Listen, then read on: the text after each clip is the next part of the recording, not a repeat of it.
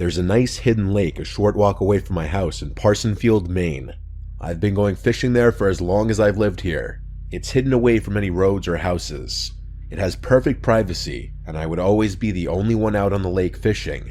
In fact, I would leave my kayak in the same spot by the lake whenever I wasn't using it. It was easier than lugging the thing back and forth from my house to the lake anytime I wanted to use it. I would leave it leaning up against this huge tree every time. The kayak is heavy enough to not fall over from a windstorm or anything. I also leave it covered to prevent critters from taking refuge inside. It was a warm summer's evening. I was out on the lake already for about an hour, and I'd caught a few trout already, which I'd thrown into the cooler. It was dusk at this point. The little bit of light left in the sky was disappearing behind the trees. I was going to bring it in soon, and just then, I heard sounds from the edge of the lake. I turned and saw someone standing at the edge of the water, tipping a barrel of some kind over, pouring its contents into the lake. It looked to me like they were polluting the lake with something. I took it upon myself to yell out, "Excuse me, what are you doing?" The person looked up at me, and he then ran into the woods, with the contents of the barrel still pouring into the water. I looked more closely at the liquid being poured out into the lake, and it looked like a dark red liquid. Though it was dark out, so I can't say with 100% certainty if it was red, but it was very dark. I felt a sense of unease creep up throughout my body. I decided I wanted to leave. I'm a big nature guy though, and seeing people littering or polluting the environment makes me sick. I genuinely couldn't resist shouting something out to that person, but I didn't feel comfortable here any longer. I planned on reporting this to the Department of Environmental Protection. I paddled the kayak back to my usual spot. I took all of my gear off the kayak before pulling it out of the water.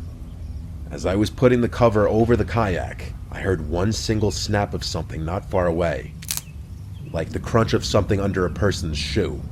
I turned and was about to say who's there, but I decided against it. I finished covering the kayak quicker than I ever had before. I didn't even bother standing it up to lean on the tree this time.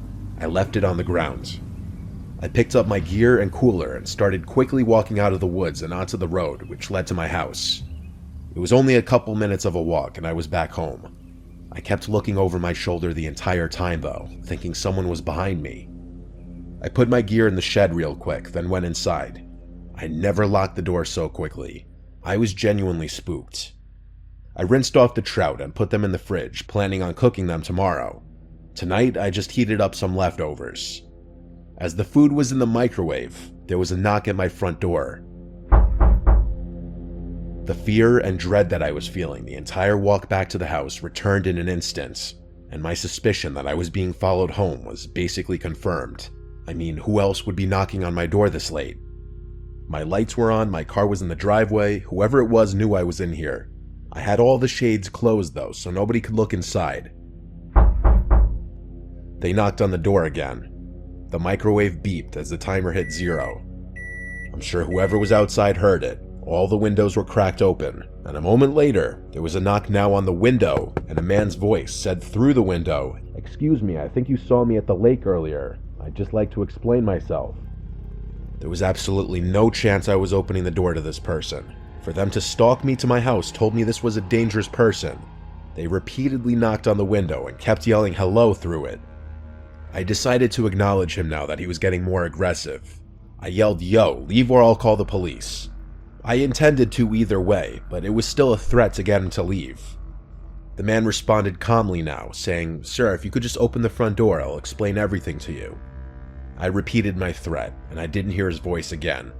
At this point, I shut and locked every window in the house and turned on the AC. I also made a report to the non-emergency police number, detailing both the barrel being dumped into the lake and the man coming to my house. I also made an online report with the Department of Environmental Protection. Making these 2 reports honestly made me feel a little better about going to sleep that night. But thank God I'm a light sleeper. In the middle of the night, like 2 a.m., I heard a crash from downstairs. I immediately sprang out of my bed and grabbed my Glock from the closet. I heard someone's attempt at quiet footsteps coming up the creaky wooden steps. I had my Glock loaded in hand as I stood behind my dresser right by my closet, aiming at the door. I heard very slow creeping towards my door.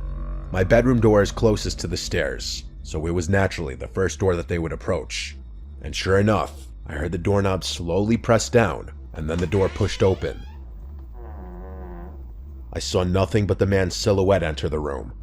I flicked on the lamp next to me so he could see my gun, and I screamed, "Get on the ground now." He raised his hands in the air and seemed for a second to be motioning for me to calm down. He had a small blade in his hand. I told him to drop it, but then he said calmly, "I'm leaving," and he turned and ran for downstairs. I yelled at him to stop, but he clearly took the chance on me being too afraid to pull the trigger. I heard him leave through the front door. I ran downstairs to lock the front door right away and then call 911. My living room window was shattered. Glass was all over the floor. I kept my sight on that broken window until the police officers showed up. I had to explain that I already made a non-emergency report of what happened earlier. In fear of waiting too long by morning for the barrel to be gone, in the darkness I went with 2 of the officers who showed up to my house to where I saw that man dumping the barrel into the lake. But after 20 minutes of walking around looking for it, it was gone. The man must have made sure not to leave it behind. I gave my best description of the man to the police for their report. The man was a short, bearded white man with a receding hairline and glasses, wearing a black flannel shirt and black pants. After the police left, I stayed in the living room all night with my gun next to me, watching TV. No way in hell was I going to sleep with a broken window and some nut job out there. At dawn, my brothers came over to help me fix the window. My brother Dale stayed at the house while my other brother and I went to Home Depot to get the window and parts. Dale stayed at the house with me for a few nights till things cooled down. My not-so-wild theory is that the barrel contained human remains, possibly dissolved in some kind of acid. Why else would that man follow me home and then break into my house to potentially murder me? Trust your gut if something feels wrong. I knew if I opened my door to that man, something terrible might have happened to me.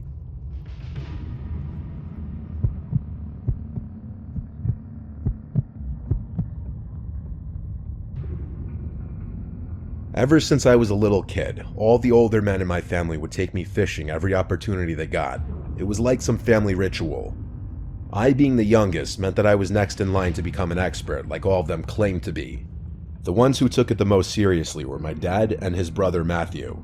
Our houses were decked out like the ones you've probably seen on fishing shows. I won't go into detail, but if you took a step into my house, you'd instantly be able to tell my parents spend more time on the water than on the land. This is actually his story, not mine. My dad's a pretty hard guy to scare, but let me tell you, whenever he tells this story, it's like he's a different person. He doesn't like talking about it, but every so often, at a family gathering or a special occasion, one of my relatives will ask him to tell it, and he will. My dad's name is John. He was fishing with my uncle Matthew and their close friends Rich, Jeff, and Monty. They had set out early, before the sun had even broken the horizon, heading to a remote spot they had all agreed was prime fishing territory. This place was a couple of hours boat ride from the nearest marina, tucked away in a secluded cove-type area that few bothered to explore. It was known among them for its abundant bass and the occasional pike. The day started like any other fishing trip, with the boat cutting smoothly through the mist rising off the water, everyone sharing stories and jokes over the hum of the engine. They anchored the boat in a familiar cove, surrounded by dense forest. Monty was the first to crack open a beer, even though it was so early in the morning. My dad tells me all the time that Monty is his wild friend, the one who tends to drink a little more than he should. They fished for hours, the only sounds being the occasional splash of a lure hitting the water, and their own laughter. Oh, and the occasional crunch of empty beer cans that they were drinking like water. As the day wore on, they had their fair share of catches, each one sparking a small celebration. As dusk approached, the light began to wane. A dense fog rolled in from the water. My dad describes it as the boat literally being swallowed by fog. Rich, who was the most experienced fisherman of the group, kept saying that he had never seen fog so thick. That's how unnatural it was. Jeff, the jester of the group, was almost as drunk as Monty, both of whom were seemingly unfazed by the fog that had ensnared them. It was starting to get dark. They had originally thought that they could just wait out the fog, but it didn't seem to be going anywhere. My dad and Rich agreed that Matthew should just try to drive the boat out of the cove and into the open ocean, where the fog probably wouldn't be as dense. Matthew agreed, but even though he was typically the most cautious, he only narrowly avoided colliding with the shore. He refused to risk further damage to his prized boat. They reluctantly came to terms with the fact that they'd probably have to spend the night on the boat. My dad made the point that they'd need to tell their families about the situation, and of course, they had drifted into an area of the cove that had no signal. My dad needed to handle some business at work, so neglecting the problem was not an option. He offered to go ashore in search of a signal, and Rich and Jeff said they'd join him. Matthew would stay back to guard the boat and an increasingly inebriated Monty. My dad, Jeff, and Rich made their way over to the shore and jumped out of the boat, only getting slightly wet. My dad made a point of snagging the emergency flares in the boat, just in case they got lost and needed to signal Matthew to come find them. The three of them made their way into the pitch-black woods, lit only by the shine of their phone flashlights. My dad and his friends have all done their fair share of camping, so it wasn't like a forest scared them too much. They began trekking uphill, hoping that higher ground would give them a better chance of finding a signal. My dad always made a point of emphasizing how dark, yet eerily foggy the forest was. You could practically feel yourself slicing through the fog. Just as they were adjusting to the dense atmosphere, a series of strange clicking noises began to permeate the silence, first emerging from directly in front of them before encircling them completely. These sounds were unlike any forest sounds they were familiar with. It was rhythmic yet erratic, as if someone was tapping out a code meant only for the woods themselves. The distinctiveness of the noise made one thing clear: it was human-made. The realization that they weren't alone hit them like a freight train.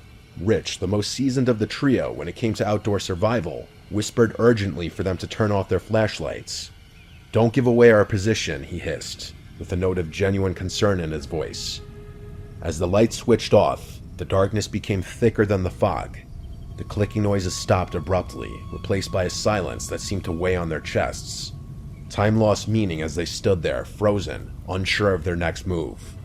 I'm sure they were all thinking the same thing. The idea that they might have stumbled upon some kind of clandestine gathering or a woods cult was terrifying. Then, as suddenly as it had stopped, the silence was broken by rustling noises, this time much closer. Then silence again, and then a guttural scream echoed through the trees. A sound so primal and full of anguish that it rooted them to the spot. Before they could process what was happening, rapid stomping noises thundered through the woods towards them. The three men took off, back the way they had came. Acting on fear and pure instinct, my dad fired the flare gun behind them. The flare cut through the fog, lighting the woods up. For a moment, the woods were as clear as day, and the sight that met their eyes was nothing short of horrifying. Illuminated by the flare's red glow was a pack of more than 10 individuals dressed in what could only be described as tribal attire.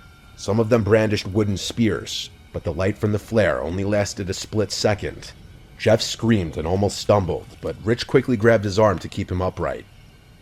My dad describes this part as the most overwhelming feeling of pure terror he has ever experienced. The forest seemed to fight against them as they fled, ducking under branches and jumping over roots. By some miracle, they emerged from the tree line, panting and disoriented but alive. They screamed at Matthew to start the engine, the urgency in their voices leaving no room for question. Matthew complied immediately, and the boat lurched forward just as their pursuers reached the shoreline. In the chaos, my dad fired the last flare into the air, back towards the shore. For a split second, as the flare's light pierced the fog, they saw their pursuers at the water's edge. It was freakish. There must have been at least 15 of them, just standing motionless at the water's edge. The flare's light faded, and it was dark again. Matthew managed to get a safe distance away, and stopped the boat again. After the engine was off, the only sounds were Jeff, my dad, and Rich's breathing. My dad says he wasn't able to process what had happened for nearly an hour. He was functioning off pure adrenaline and survival instincts. They ended up taking turns keeping watch while the others slept, and left first thing in the morning as soon as the fog dissipated. Funnily enough, Monty had passed out before everything went down and doesn't remember any of the details of that night. I still get shivers down my spine when I tell this story. I can only imagine what my dad must feel when he thinks back to it.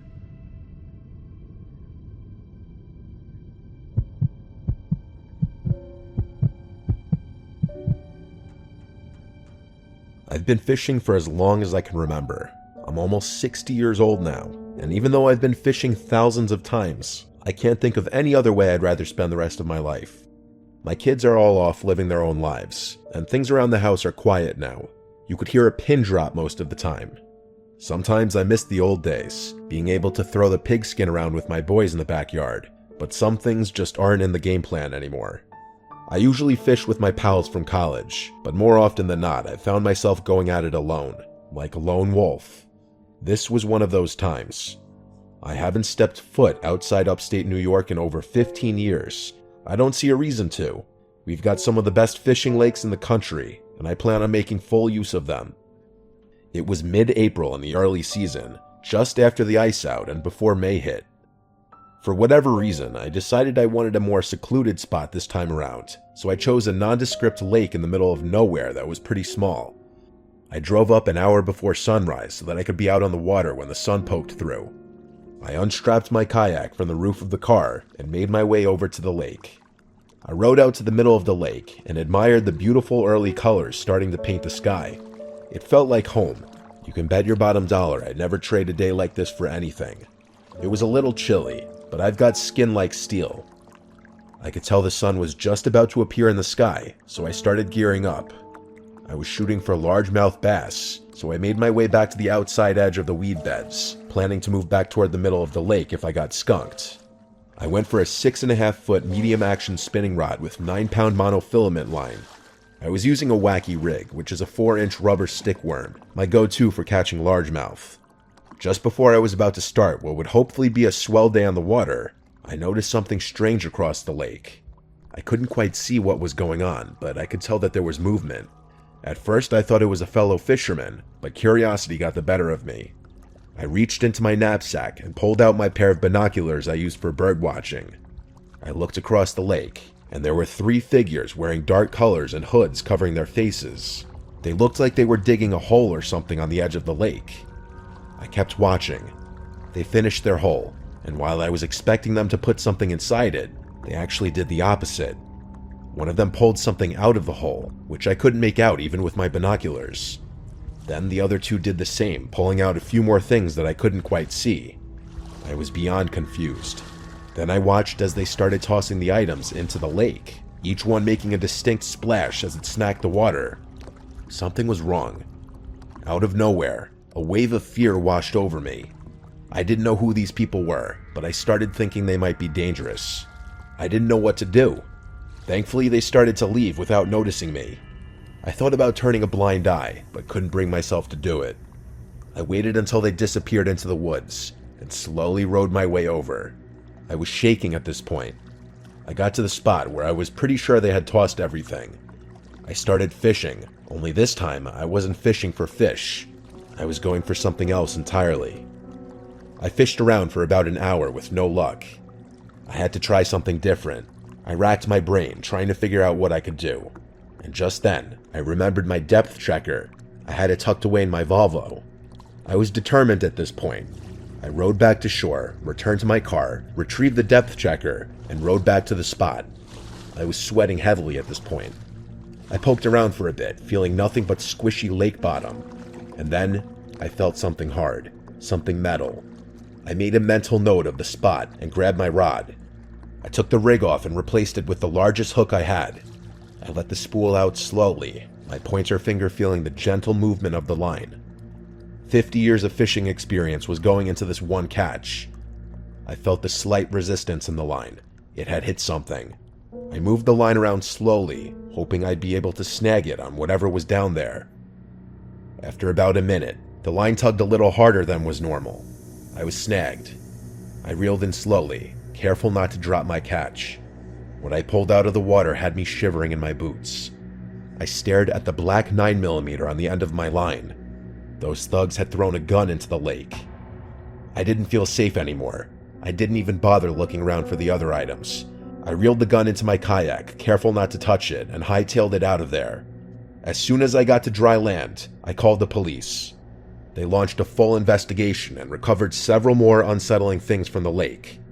I insisted on watching them conduct their search because I needed to know what was at the bottom of that lake. They found a keychain with like 7 keys on it and a bunch of old, foreign coins from different countries wrapped in a cloth.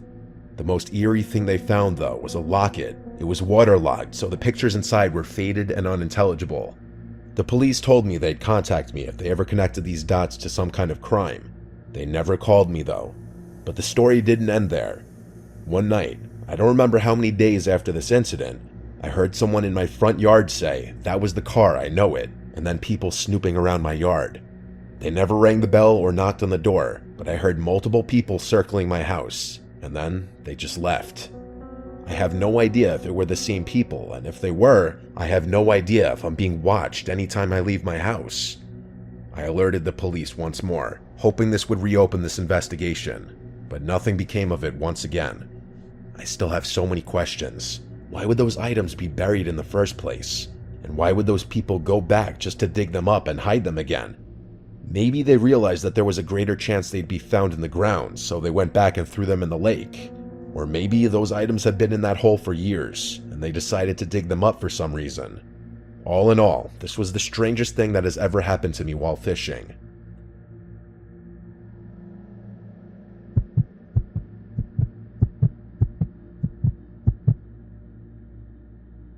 Throughout my life, I would go through phases of different hobbies.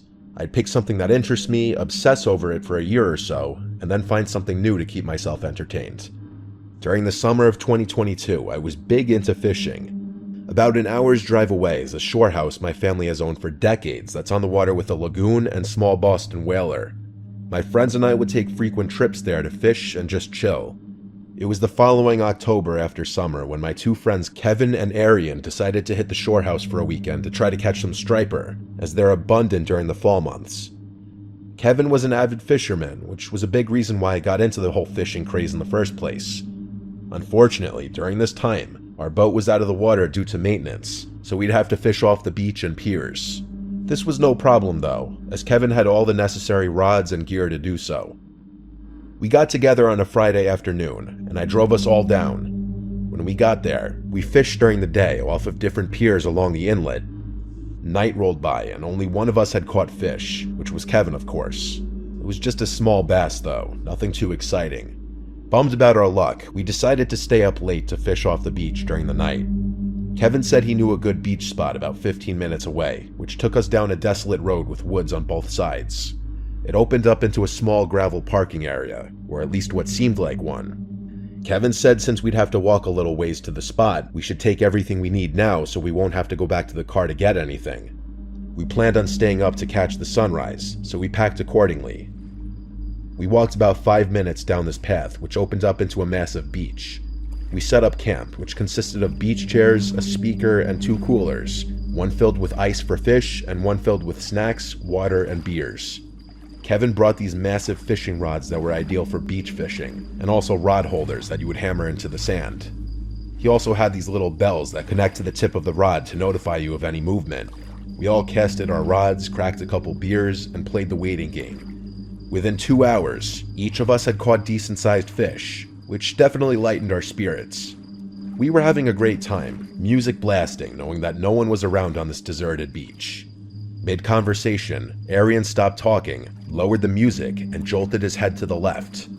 He asked if we heard that, to which we replied, "Heard what?" It looked like he was concentrating on something for a second, and then said, "I heard someone yell something." We obviously thought he was hearing things or just joking with us, but he insisted he heard someone yell out something that sounded like a yo or a hey. Either way, it seemed unlikely, given that we were on some hidden beach at like 1 a.m., so he quickly forgot about it, and our conversation resumed. It definitely made us more aware though. A couple minutes later, right after I cast in a fresh hook, I noticed something out of the corner of my eye. There was something on the beach in the distance, but I couldn't see what exactly. The others noticed it too. As it got closer, we realized what it was. A person walking towards us.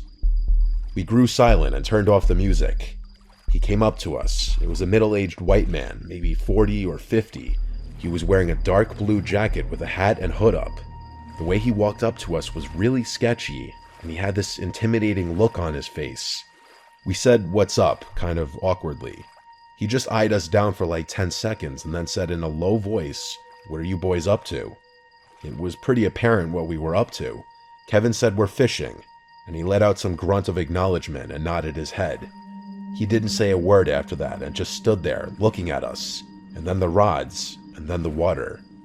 We shot each other looks, thinking he was going to try and rob us. There's no way he could have taken on the three of us, though. The bell on one of our rods broke the silence, notifying us that we had potentially hooked a fish. I said we got one, kind of directed at everyone, but mostly that weird guy in hopes that I would get some response out of him like a normal person. I walked over to the rods and reeled in a small striper. When I went back to unhook the fish, that man had turned around and left. We watched as his dark silhouette faded away into the night. We made sure that we had all of our belongings, then sat and just talked about how odd that encounter was. He left without harming us though, so we concluded that he was just some weird man who is now thankfully out of our business. We kept the music off just to be cautious, and cracked a few more beers as our conversation transitioned to different topics. At one point, while staring into the horizon, I thought I heard something in the distance. It took me a second to realize what it was, but when I did, my heart dropped. It was a car alarm. I knew it was mine. It was the only car in that lot, and no houses were out there for probably miles.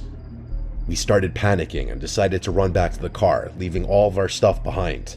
It took us a couple minutes to get there, and when we did, I was completely distraught. My tires had been slashed, and my driver's side window had been shattered. I got on my phone with the police immediately and told them my location and situation. The operator asked if I knew who may have done it, and we said some sketchy guy came up to us as we were fishing. She asked if I knew where he went, and I said no. Just as I said this, we heard rustling in the woods around us. My heart rose into my throat. I felt trapped. We frantically ran like 200 yards down the road and hid in the trees. I told the operator this, and she said to stay hidden and keep quiet. Within 10 minutes, we saw 2 cop cars speed past with their lights on. We ran back to the car and saw 3 officers searching the area. Multiple things had been stolen, including my wallet, some cash that was in the glove box, and the remainder of Kevin's fishing gear. They found a large knife lying on the ground nearby, which they took for fingerprints and evidence. I told them the whole story with my adrenaline still pumping. They said we were smart to run away and hide, as it's very likely this man meant us harm. Those words made me appreciate my life so much more. The officers made us feel safe, and were nice enough to help us pack up the equipment and carry it back. They took down our information and gave us a ride back to the house. We stayed up all night reflecting on what had just happened. That morning, Arian got us a ride up north, and I picked up my car from the shop a few days later. To this day, this is by far the most frightening experience I've ever had. What was supposed to be a normal fishing trip became a terrifying ordeal that cost me hundreds of dollars worth of damages. I never got a call back from the police, meaning that guy is probably still out there. Needless to say, I gave up fishing as a hobby and haven't touched it since.